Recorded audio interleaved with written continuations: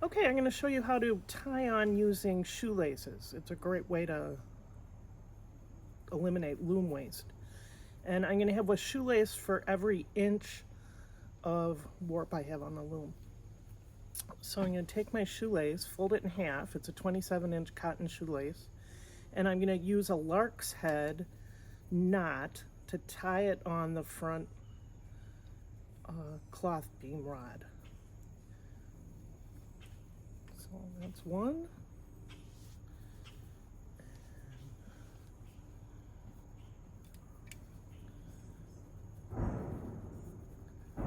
Two. And I have one more to make, got a 10-inch warp here.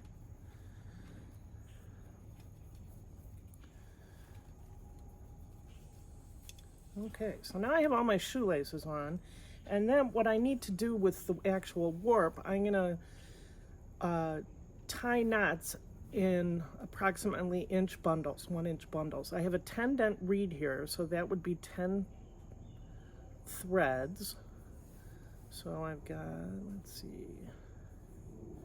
got 5 up and 5 down. And I'm going to smooth this out. Can you see that there? Line that out a little bit more. And I'm going to make overhand knots, pulling tightly all the way across. So let me do another bundle of 10. 5 and 5. And I smooth the yarn out so it's nice and even. Tie an overhand knot, and I'll do that all the way across the warp, and then I'll show you how to attach it to the shoelace. Okay, so I've tied all my knots across the way, and now I'm going to attach this to this, and you're going to separate this into two, and you're going to stick your finger in there and make a loop. That's another lark's head, and I'm going to put the 2 shoelaces ends in there and pull it tight. Do that again. Separate that, make a loop,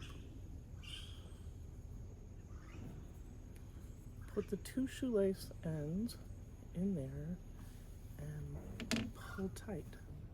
And again, you'll do this all the way across the board.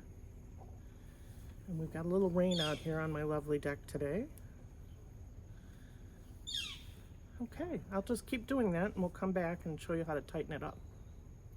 Okay, so I'm going to put the brake on the front and tighten this up a little bit. Maybe tighten this up a little in the back and forth, so this starts to get taut. And now I'm going to go along and just pull on each end of the shoelace until it's pretty snug. And again, I'm going to go right all along across the way.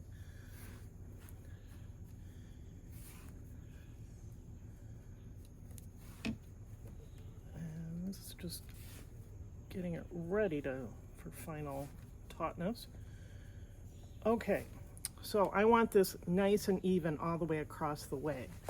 So what I'm going to do is I'm going to start with this one, and I'm going to pull as tight as I can, or pretty tight, and then I'm going to tie a little half a bow there and feel what that feels like. And now I want to match that tautness to the next one, and then tie a half bow or a full bow. I usually do a half bow, it's easier for me.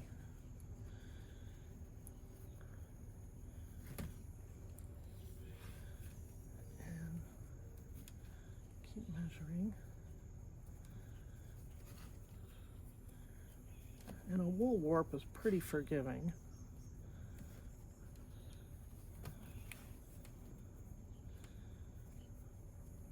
A couple more here. Now sometimes by the time I get to the other end, the first one I did is loosened up a little, so let's see what I think. Yeah, and you know what? These 3 did loosen up a little. I'm going to just snug these up a little bit more.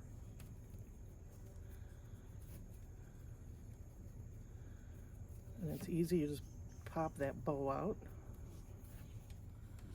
Yep, that needs.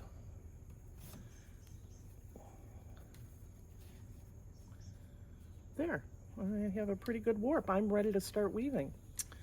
And here's a little bonus tip I have for you. So once you start weaving and you start advancing your warp, you're gonna have all these knots. And to protect your nice hand-woven fabric from those knots, I found a 3-inch pipe insulation is great to put around that front cloth beam when as you're winding down. There are my dogs activated. If you don't have this, another great thing is just one or two paper towel tubes, and you cut them that way so you can flip it over. But this is really great. Anyway, it's been fun talking to you.